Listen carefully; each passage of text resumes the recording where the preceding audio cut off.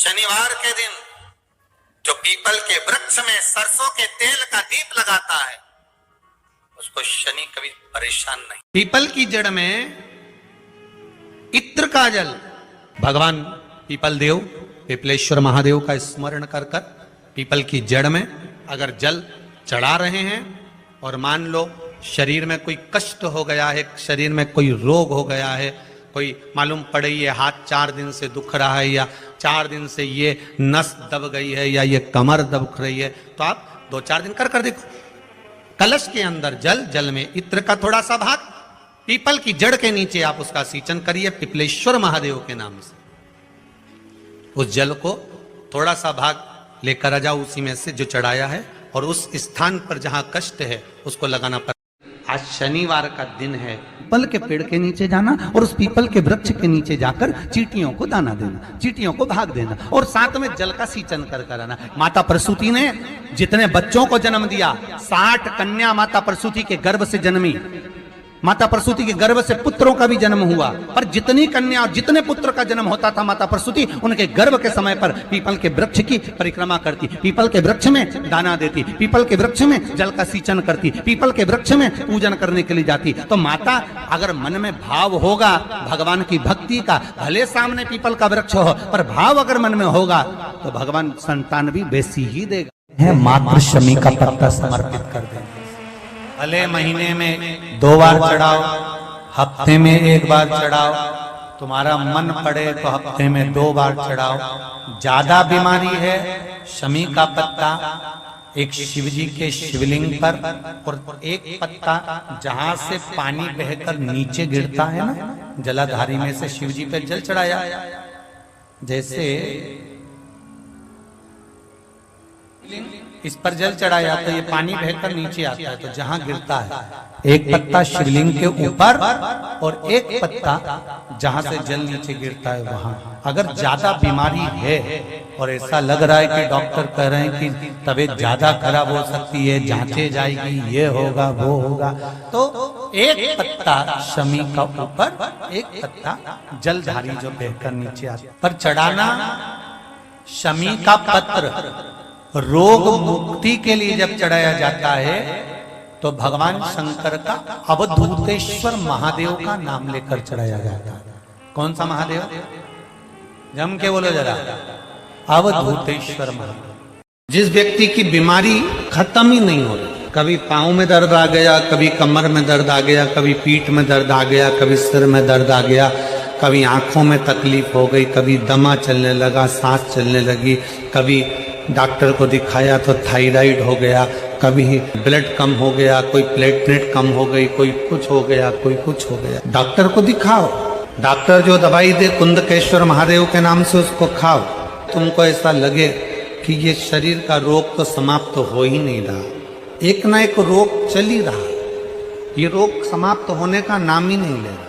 पिपलेश्वर महादेव का नाम लेकर और पिपलेश्वर महादेव का नाम लेकर किसी भी शिवालय में, शंकर के मंदिर में जाकर एक बेलपत्र रखकर उस जो प्रसाद तुम बना कर ले गए हो, जो तुम भोग बना कर ले गए हो, उसका स्पर्श कर कर पिपलेश्वर महादेव का नाम लेकर शंकर को उस भोग को रखकर, बेलपत्र रखकर शिव जी को 7 बार एक ही लोटे का जल, केवल 1 लोटे का जल 7 बार उत्तर की ओर मुख कर कर दक्षिण में खड़े होकर शंकर के शिवालय पर 7 बार एक ही लोटे का जल 7 बार थोड़ा थोड़ा कर कर उसको गिरा दीजिए, शिव जी के ऊपर चढ़ा दीजिए 7 बार। बाद में जो प्रसाद पर आपने बेलपत्र रखी है उसी बेलपत्री को उठाकर शंकर के शिवलिंग पर चढ़ा दीजिए। बाबा को प्रणाम करिए, बाबा मेरे शरीर का रोग समाप्त नहीं हो रहा। किसी भी दिन पिपलेश्वर महादेव का नाम लेकर वो चढ़ी हुई बेलपत्री लियाओ,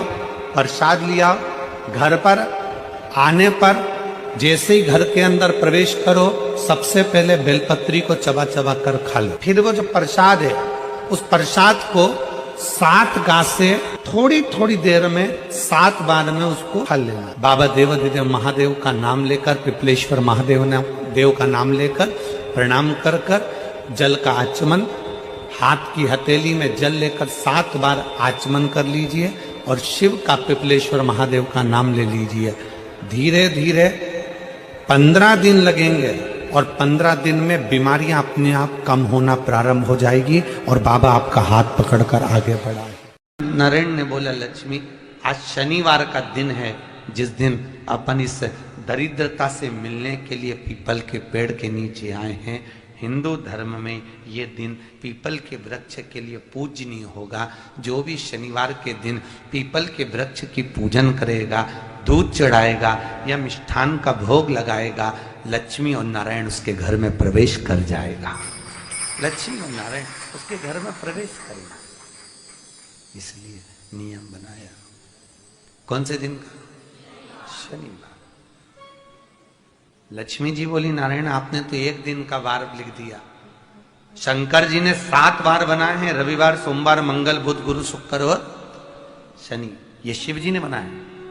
अब एक दिन आपने अपना बना लिया, बाकी के दिन अगर कोई इस पीपल के वृक्ष के नीचे आएगा और यहां तो दरिद्रता बैठी है तो उसका क्या होगा?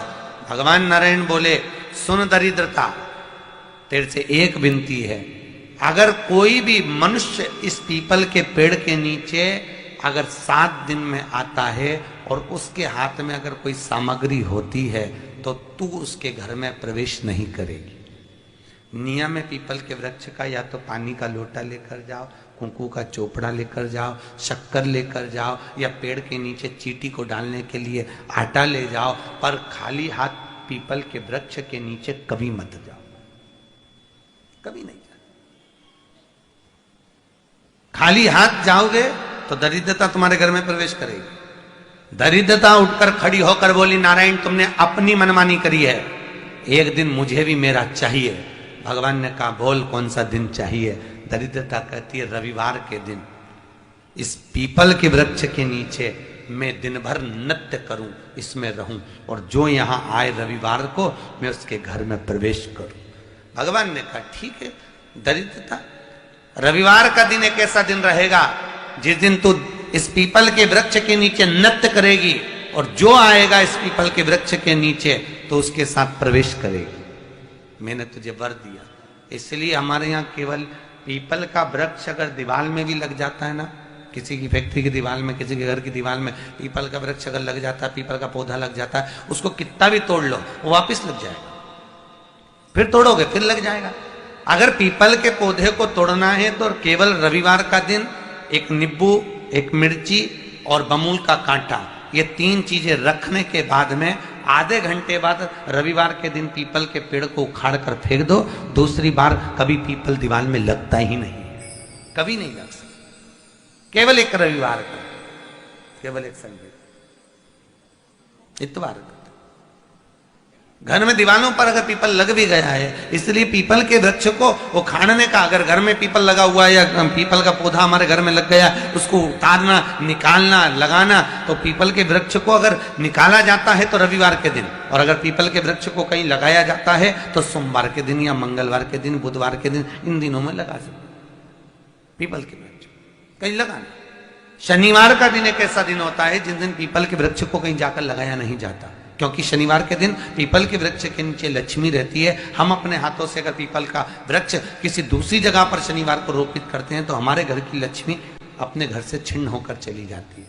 इसलिए शनिवार के दिन पीपल लगाया नहीं जाता, किसी के घर जाकर उसको वापस पलटा नहीं जाता। लग गया उसको डाल। प्रभु मेरी धर्म पत्नी को कहाँ रखूं आप बताओ? वो तो जहां यज्ञ होता है, अनुष्ठान होता है, दान होता है, पुण्य होता है, सत्कर्म होता है, वहां जाने को तैयार नहीं। अब करूं क्या? भगवान ने बोला, एक काम करो। दुर्वासा जी बोले, जिसके यहां रात्रि में बर्तन झूठे पड़े रहते हो उसके घर में इस दरिद्रता को लेकर तुम प्रवेश कर जाना। जिसके यहां रात्रि में बर्तन झूठे पड़े हो वहां लेकर प्रवेश कर जाओ। दूसरी जगह दुर्वासा जी बोले, जो स्त्री घर में दोपहर के समय पर सो रही हो उसके घर में इसको लेकर प्रवेश कर जाइए। जो स्त्री दोपहर के समय में घर पर सो रही हो इस दरिद्रता को लेकर प्रवेश कर जाइए। तीसरा, जिसके यहां पर दरवाजे पर कांटे वाले पौधे लगे हों उस घर में इस दरिद्रता को लेकर प्रवेश कर जाइए। दरिद्रता, कितनी सुंदर बात कही है। दाता और विधाता। कौन कौन? दाता और विधाता। लक्ष्मी और दरिद्रता के सगे भाई हैं। कौन कौन? दाता और विधाता। दाता को फिटकरी प्रिय है, विधाता को नमक प्रिय है। ये दोनों हमेशा लक्ष्मी को और दरिद्रता को, दोनों को समझाते थे, दोनों में प्रेम बढ़ाते थे। आज भी हिंदू धर्म की रीति है। यहां तो ठीक है, जिसके यहां पर भी अगर थोड़ी सी भी परेशानी होती है, थोड़ा सा क्लेश होता है, अशांति होती है, लक्ष्मी नहीं टिक रही हो, काम नहीं बन रहे हो, बहुत प्रयास करा जा रहा हो और हमारा कार्य नहीं होता, तो क्या करते हैं? फिटकरी और नमक को पानी में डाल देते हैं और घर में पोछा लगा देते हैं। आप लोगों ने आजकल फेसबुक पे भी पढ़ा होगा, व्हाट्सएप पे भी पढ़ा होगा। तो क्यों लिखा उसमें? उसका कारण ही केवल ये है कि दाता और विधाता की प्रियता उसमें। माता ख्याति के जो 4 बच्चे हुए, इसमें जो 2 लड़के हैं, दाता और विधाता, उसकी प्रियता, उसकी पूर्णता। अब दुर्वासा जी बोले अपनी धर्म पत्नी को वहां लेकर, जहां कांटेदार पौधे लगे हों वहां पर लेकर प्रवेश कर जाइए। कांटेदार पौधों में उस दरिद्रता का निवास हो गया। कितना विचित्र कथा यहां वर्णन करी है। श्रीमद् भागवत के अंतर्गत जो वर्णन किया कि मृत्यु निश्चित है। काशी में जो शिव जी की स्थापना कौन ने करी? काशी में जो शंकर भगवान बैठे उनकी स्थापना करी थी शनि महाराज। किसने करी थी? शनि महाराज ने। क्योंकि भगवान शनि महाराज को उनकी माता के द्वारा श्रापित हो गए और शनि महाराज कांपने लगे। शनि महाराज कांपते कांपते, मैं जाऊं तो जाऊं कहां, करूं तो करूं क्या? महाराज शनि महाराज दौड़े और दौड़कर भगवान भोलेनाथ के पास पहुंचे। हे शंकर, त्रिकालदर्शी, कैलाशी, अविनाशी, कृपा करिए बाबा भोलेनाथ, कृपा करो। क्योंकि दुनिया में 33 करोड़ देवी देवता हैं जिनको शनि लग सकता है, केवल एक किसको छोड़कर? शिव को छोड़कर। राम जी को शनि लगा तो 14 वर्ष वनवास चले गए। कृष्ण को शनि लगा तो मथुरा छोड़कर द्वारका चले गए। शनि लगा। हनुमान जी को शनि लगा तो गुफा में बैठकर राम राम जपना पड़ा। शनि सबको लगता है, केवल शनि नहीं लगता तो एक मेरे महादेव को, मेरे भोले बाबा को नहीं लगता। शंकर के पास में शनि आ गए। शनि ने आकर कहा, भोलेनाथ कृपा करिए बाबा, मैं बड़ा कष्ट में हूं, मैं करूं क्या? बाबा भोलेनाथ ने कहा, जा गंगा जी के तट पर काशी में जाकर एक शिवलिंग की स्थापना कर, उसकी आराधना कर और तेरा शरीर ठीक हो जाएगा, कष्ट नहीं भोगेगा। शनि महाराज ने काशी में जाकर शिव जी की स्थापना करी। आज भी नियम है, जिसको शनि लग जाता है एक काजल की डिब्बी ले लो और काजल की डिब्बी को 21 बार उतार कर उसको एकांत में जाकर, जंगल आदि में एकांत में किसी पेड़ के नीचे इतना सा खड्डा खोद कर उसमें काजल की डिब्बी को डाल दो और मिट्टी से पूर दो, उस व्यक्ति का शनि समाप्त हो जाता है। काशी विश्वनाथ का नाम लेकर काजल की डिब्बी को 21 बार उतार कर अगर काशी विश्वनाथ का नाम लेकर शनि वाले व्यक्ति को अगर पेड़ के नीचे दबा दे, शनि समाप्त। शनि उसको परेशान नहीं कर सकता। काशी कितनी मूलता है।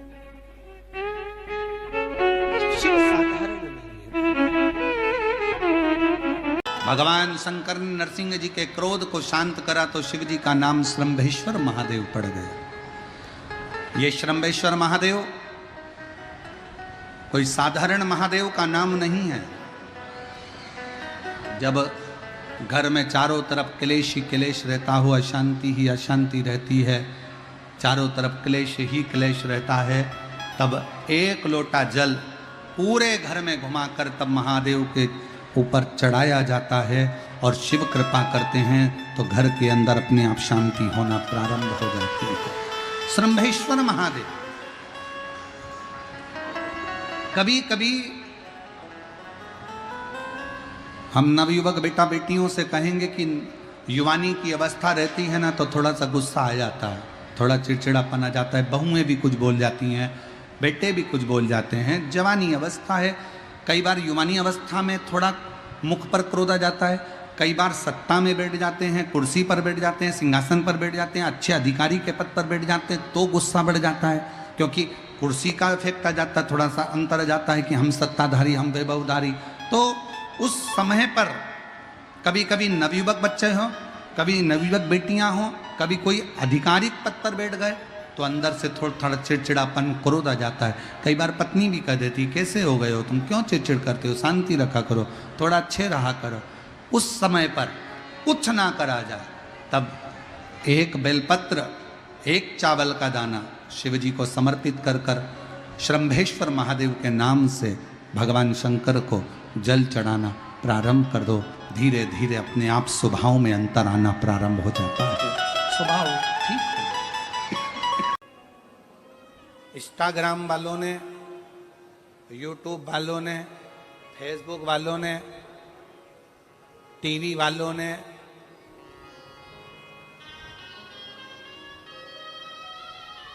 जितना फेसबुक है, जितना टीवी है, जितना इंस्टाग्राम है, जितनी सोशल मीडिया है, इन्होंने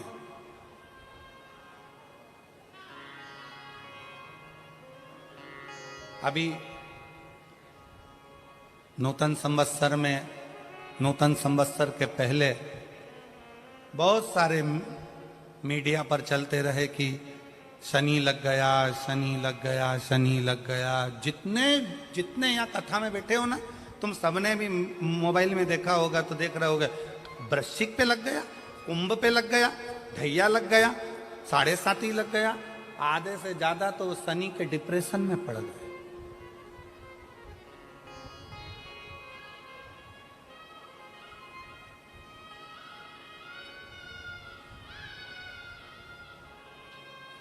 अरे भाई, शिव महापुराण की कथा को उठाकर देखिए,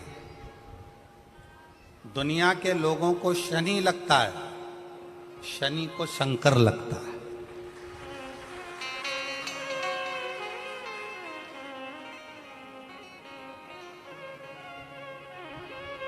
यदि आप भगवान शंकर के मंदिर में जाकर 1 लोटा जल चढ़ा रहे हो, आप भगवान शिव के मंदिर में जाकर अर्चना कर रहे हो, आराधना कर रहे हो, निवेदन कर रहे हो, एक बेलपत्र शिव की उठाकर धोकर वापिस शंकर को समर्पित कर रहे हो, शंकर भगवान का पंचाक्षर मंत्र नमः शिवाय जप रहे हो, शंकर भगवान का षडाक्षर मंत्र ओम नमः शिवाय जप रहे हो, या श्री शिवाय नमस्तुभ्यम का जाप कर रहे हो, तो ये निश्चित मानकर रखो कि आपके पीछे शनि नहीं पड़ेगा, आपके पीछे शंकर जरूर पड़ेगा। और शंकर जब हमारे पीछे पड़ेगा तो हमारा उद्धार अपने आप करेगा। शिव शिव है, शंकर शंकर की आराधना करी, यम के प्राण छूट गए, सूर्य नारायण भगवान ने शंकर जी की आराधना करी, स्वयं मंगल देव ने भगवान शिव की आराधना करी।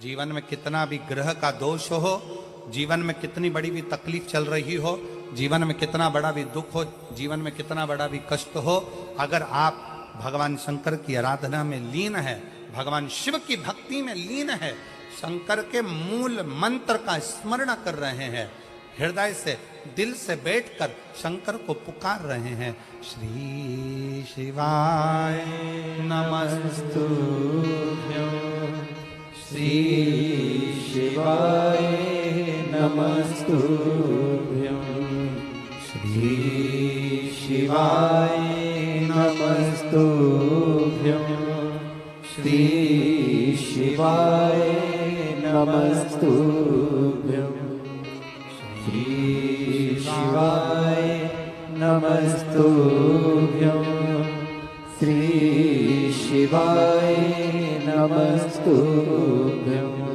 श्री शिवाय नमस्तुभ्यं, श्री शिवाय नमस्तुभ्यं। आप एक भरोसा रखकर यदि भगवान शंकर की आराधना में डूबे हो तो निश्चित कितना भी दुख हो, कितनी भी तकलीफ हो, कितना भी कष्ट हो, कितना भी जीवन में कितना बड़ा भी दुख तुम्हारे सामने आकर खड़ा हुआ है, हृदय से उस परमात्मा को अगर पुकारा गया है तो दुख कटा जरूर है, समाप्त जरूर हुआ है, शिव की कृपा जरूर, दुख कटेगा,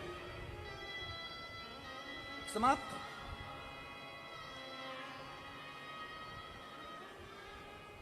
एक बहन बेटी है,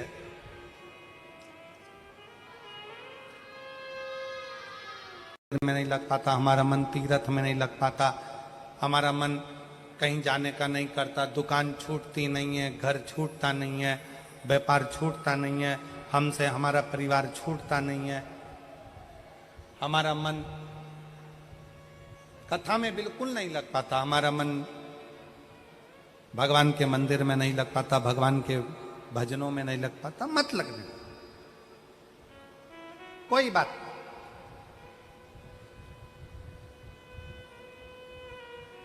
मन नहीं लग रहा ना कथा में, तुम्हारा मन कथा में नहीं लग रहा, तुम्हारा मन मंदिर में नहीं लग रहा, तुम्हारा मन भगवान के भजन में नहीं लग रहा, कोई बात नहीं, मत लगने। 11 इंद्रियों में 5 कर्मेंद्री है, 5 ज्ञानेंद्री है और 1 मन है। 11 इंद्रियों में से अगर एक मन रूपी इंद्री भगवान तक नहीं जा रही है तो उसको छोड़ो। 10 इंद्रियां तो हमारी हैं, इसको तो आप भगवान तक लेकर जा सकते हो।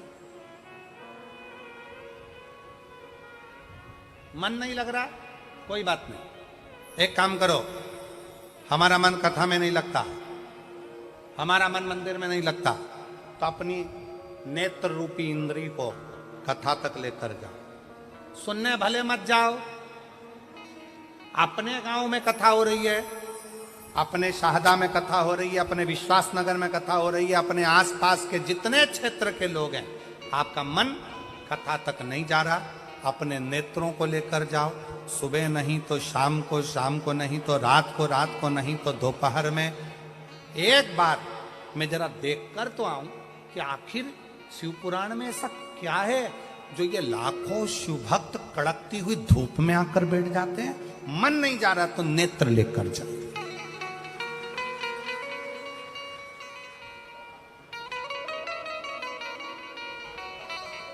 ये पांव गलत जगह पर जाते हैं, मन नहीं मान रहा, इन पांव को गलत जगह पर लेकर जा रहा है। आप इस पे संयम कर कर एक विचार करो कि मन कथा तक नहीं जा रहा तो इन पांव को कम से कम कथा के पंडाल तक लेकर जाओ। अपनी इंद्रिय है ना, मन कथा तक नहीं जा रहा तो इन हाथों को कथा सुनने के लिए लेकर जाऊं, और हो सके तो अपने घर से 2 पानी की बोतल भर कर लेकर जाऊं। रास्ते में अगर कोई प्यासा मिल गया ना तो उसके बच्चों को अपने बोतल का पानी पिलाकर फिर कथा में पहुंच जाओ। आटो की सेवा हो गई। श्रवण, मन कथा तक नहीं जा रहा तो अपने कानों को ऐसा बना लो, कथा सुनूंगा, जितनी देर वहां पर गया जाकर जरा सुनूं तो सही सियोर वाला महाराज बोल क्या रहा। कानों को थोड़ी सी देर लगाने का प्रयास करो। मन नहीं लग रहा ना, मत लगने दो। अपनी इंद्री कान तो है, अपनी इंद्र नेत्र तो है, अपने इंद्री चरण तो है, अपनी इंद्री हाथ तो है। कथा में पहुंच गए, सब लोग बोल रहे थे क्या, श्री शिवाय नमस्तुभ्यं, श्री शिवाय नमस्तुभ्यं। भाव में पड़ा है। अभी कथा के शुरुआत में कहा था कि लंका के राजा रावण के यहाँ ऐसा कोई पाप नहीं था जो रावण के यहाँ नहीं होता,